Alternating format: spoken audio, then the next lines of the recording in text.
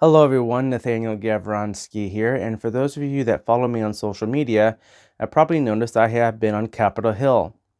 Now, I was invited down to Washington on some personal business, but while I was there, I thought I would do some work for some people.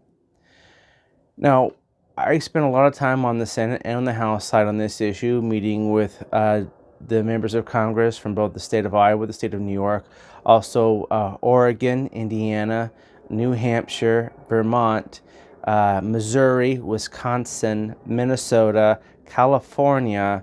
I think there was two South Carolinas. There was uh, looks like we had Louisiana, Florida, and I'll go into some of these stories here in a minute, but I'm going to talk to you about why I was talking with people outside of the personal business matter that I was there for. Now, many of you probably know someone who is on Social Security. Many of them are probably your grandparents, maybe a disabled parent or uncle, or maybe you know a child who was born with a disability. What you probably do not realize is how differently each one of these individuals is funded, how differently each one fits into the grand scheme of things, and how financially stable, or the chances of them being financially stable, actually are. So I'm going to go into a little bit about this so people understand what this is and why it's such an important matter that we need to address today. Now, most people you meet on Social Security are your retired folks, people who worked their 40 quarters, roughly 10 years, and paid into the Social Security system.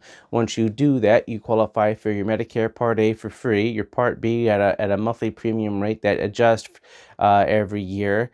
You also qualify to either be on the original Medicare system, which I just described, or get a Medicare Advantage plan, which is run through the private system. You can also get a drug prescription plan that makes your drugs and all your medications, and along with your Medicare, your insurance, kind of all in one lump sum if you do it, depending on how you set it up. You also get a monthly check. Now, I'm not here to debate how this Social Security is a Ponzi scheme or how we should be doing better if everyone has got their own money. To be honest with you, and this is from the deepest of objective truths, no, not everyone actually would do better. Some people would do a lot worse. Imagine going into a recession and absolutely everybody had to only rely on their portfolios in the markets, their 401ks and whatnot. Many people would not do very well. The market is great for those that understand it and are able to put in investments into it. Great. Not everyone can do that. The thing about having freedom and liberty is that there is not an equal outcome as far as being able to be successful. There is a purpose and a need for a social net for those who aren't able or were not able to actually garner enough investments and retirement savings to make ends meet. We aren't based on completely equal outcome, but we also understand there are certain situations where it's not their fault and not to their ability to take care of. There's a reason why practically every country on the planet has some type of system like this. That's the end of that discussion. Now, for those who are on retirement, they were able to work 30, 40 years. They were able to put some money in savings, preferably. They were able to invest in the markets, stocks, bonds, Roth IRAs. There's a variety of investment people could put their money in if they had enough money at the end of the month to put that money in. Now, these people, most of them have a house. They had a family. Their houses are usually paid off. They have some savings in a nest egg. They have multiple sources of income from this time period. They have someone to help them, younger children, grandchildren, in some cases great-grandchildren, who are there to support them. They are not alone, most of them. Not everyone on a fixed income or Social Security is the same. Many fare way worse. For those people who were born with a disability like autism or Down syndrome or cerebral palsy, or develop an acute serious problem through the adolescence, maybe get to a car accident, they become wheelchair bound, some of them contract diseases growing up, some may lose limbs in accidents. There's a variety of things that could happen. People can develop nerve problems that prevent them from having full access and use of an arm or a limb. These people didn't work for their 40 quarters. They didn't pay in their 10 years.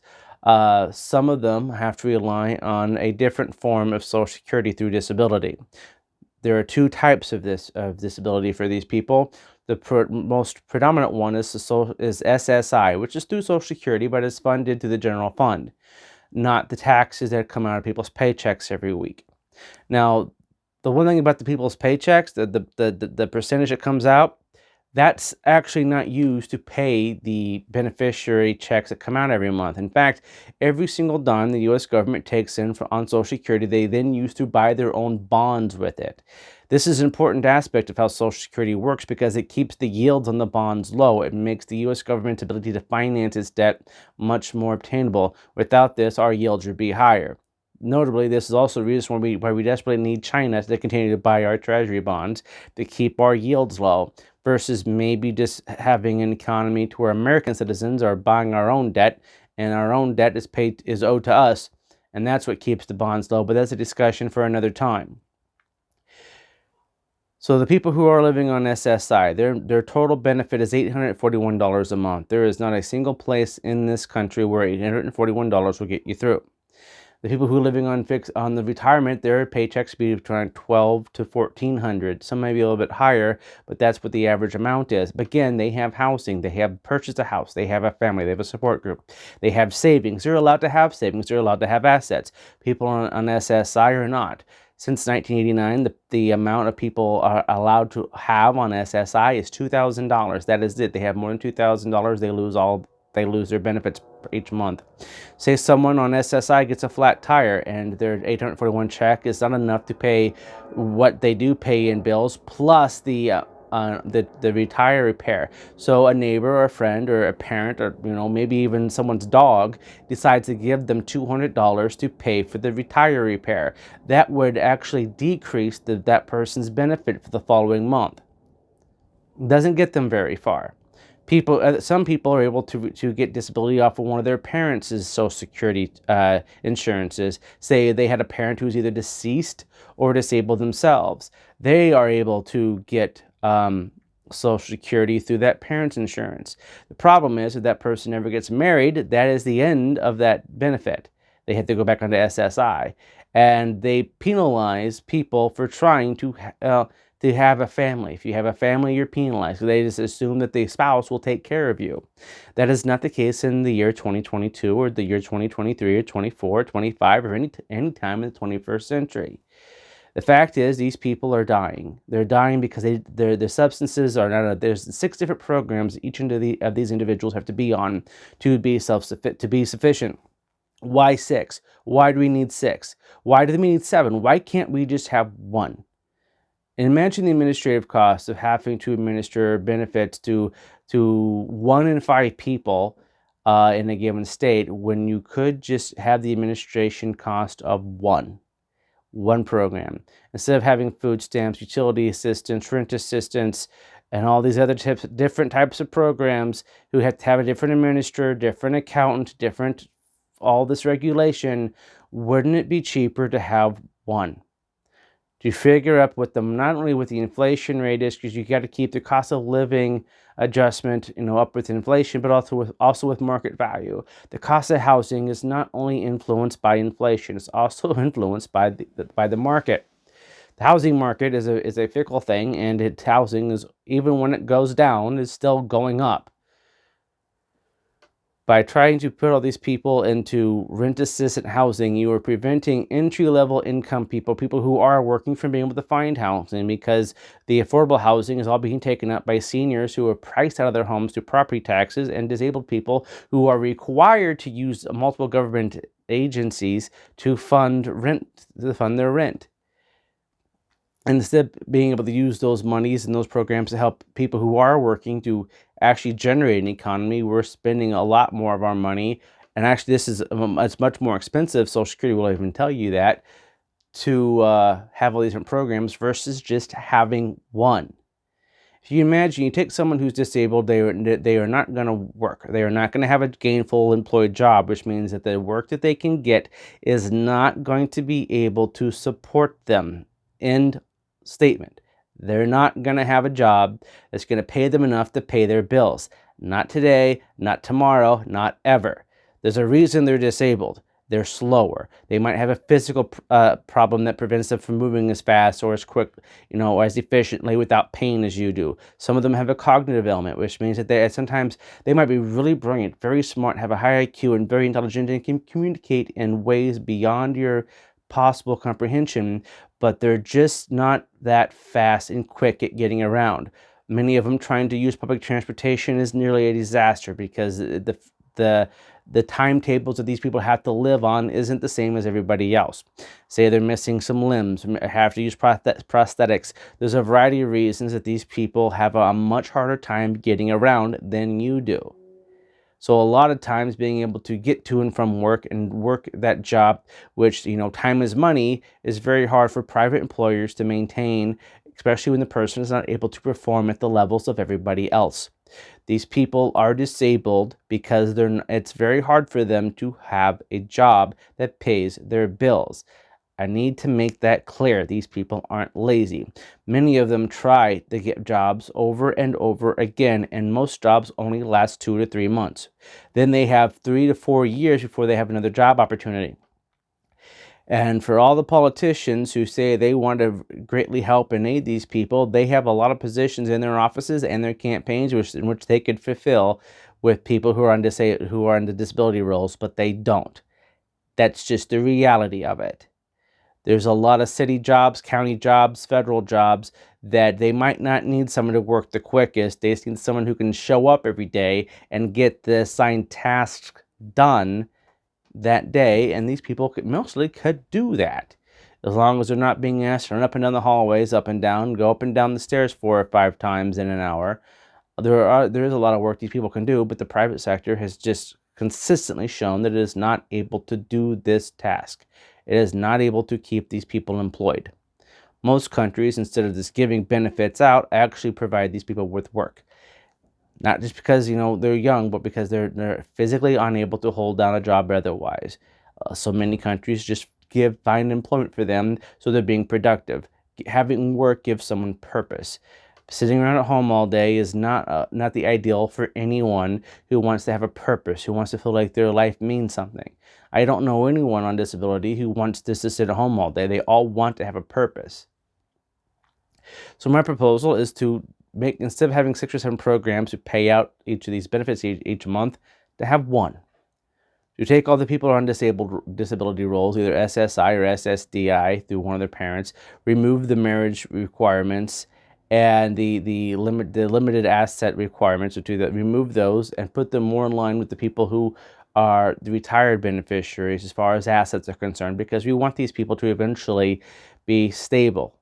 The point of them being stable is a couple of things. One, the more financially stable they are, the more medically stable they are, the more mentally stable they are. The more mentally stable they are, more medical stable they are, the less services they are going to need that are not monetary. We're talking hospital visits, emergency room visits, increasing the cost of insurance for everyone because the hospitals are trying to recoup these losses.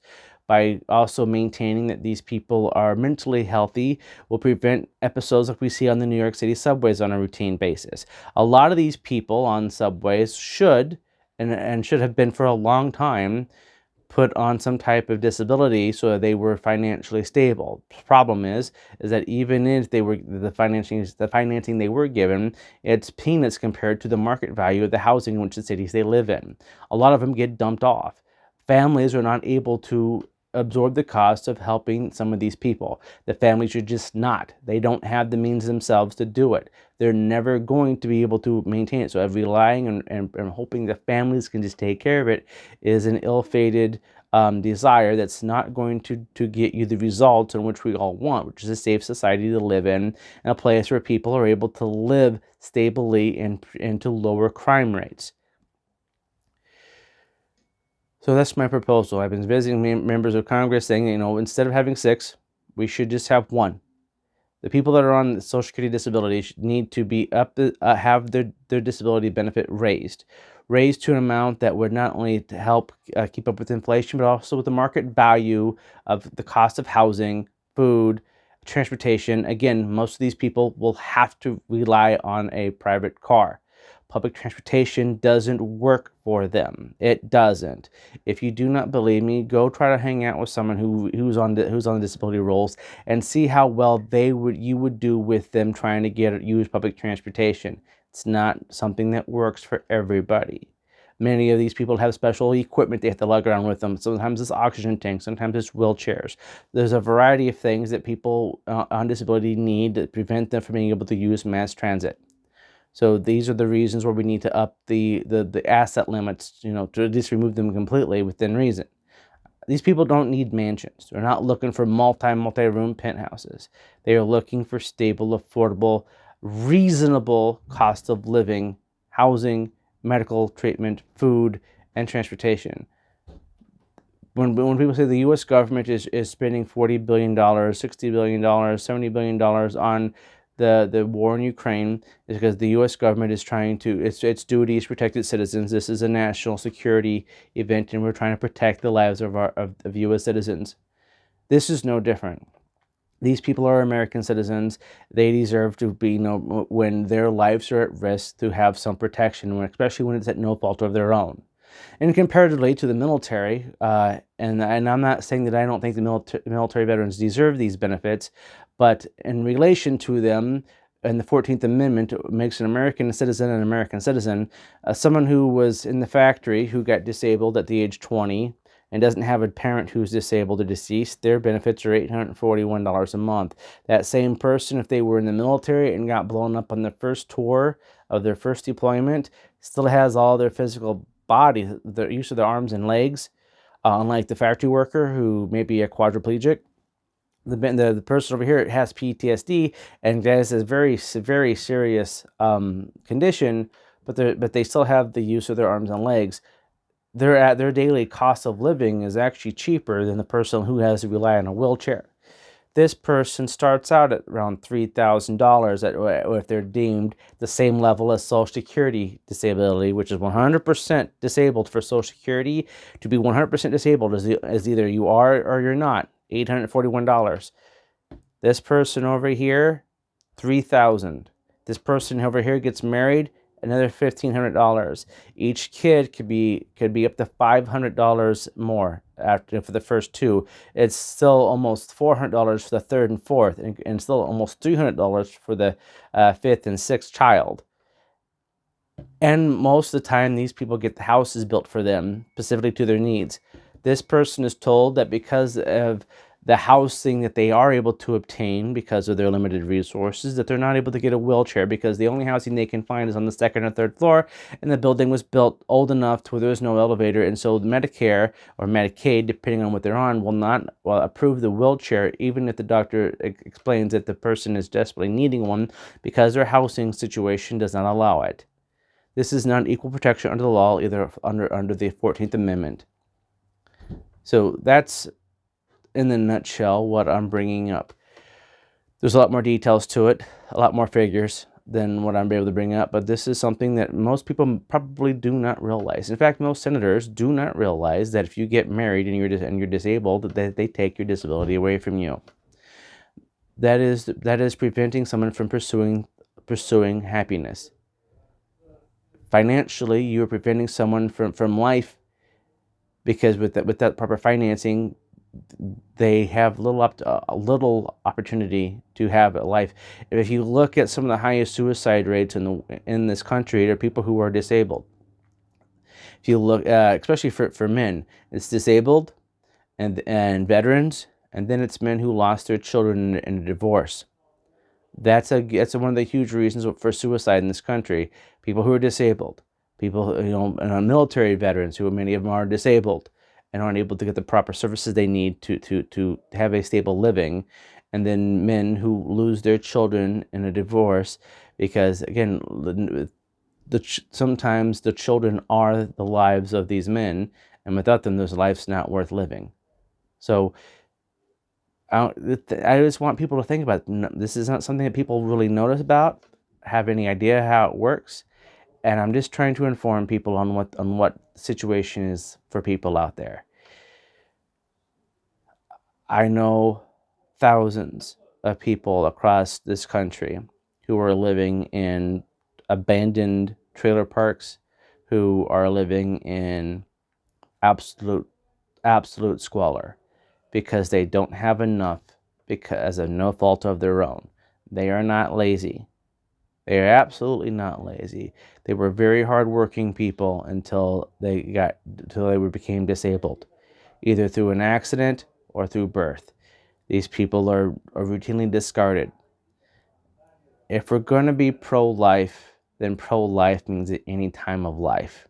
And if we see that these people are at the cusp of dying because of lack of substance, we have a right, we have a duty to act to make sure that our fellow Americans are not left to live in absolute filth. Some of these people live in houses that walls are caved in. Their pipes are exposed to elements. They have no running water.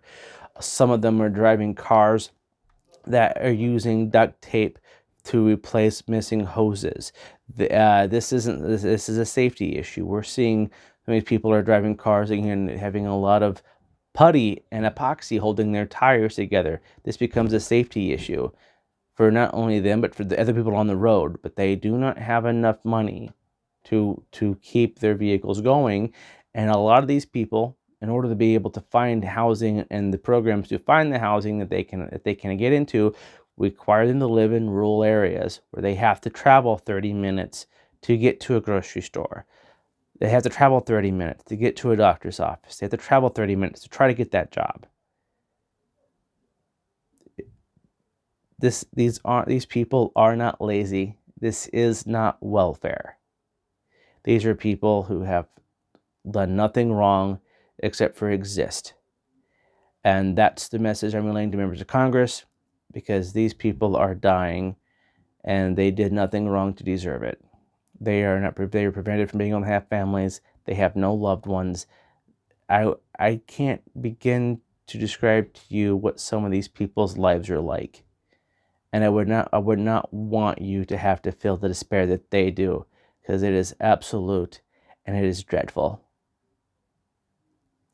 I hope the members of Congress I've talked to are hearing me on this, because if we're going to spend $40 billion on Ukraine every month, but we're going to tell someone who was born with Down syndrome in Burlington, Iowa, that we just don't have the funds, we can't afford it, there's something drastically wrong with our priorities. I'm Nathaniel Gavronsky. I hope this was educational. I hope you guys learned something. I hope this. If you have any questions about how this program works, or if you think someone might actually need assistance or help, please reach out to me. I can connect you with your member of Congress or your U.S. Senator for the state agency help. There's also for the federal agency help. There's also some state agencies at the state level. Contact me. I will put you in contact with your state agencies as well. I am very well versed in how states work between Boston to Bismarck, down to Topeka, and over to Richmond. So if you live within that swath of the country, I also have some connections out in Washington, Oregon, and California through the state agencies out there. If you know someone who is in need of help, even though I can't guarantee anything, and the help that comes, if it comes, may not be enough, but it's better than nothing. For some of these people, reach out to me and I'll do what I can, and hopefully we can get Congress to act. Because if with inflation of 8.9%, and according to Senator Scott from Florida, saying this is raising the cost of people in Florida by nearly $800 a month, increased from month to month from last year to this year, an $800 increase. Remember, the people on SSI are only getting $841 a month, and that's as long as no one gives them any money to help them. Thank you very much, and have a good evening.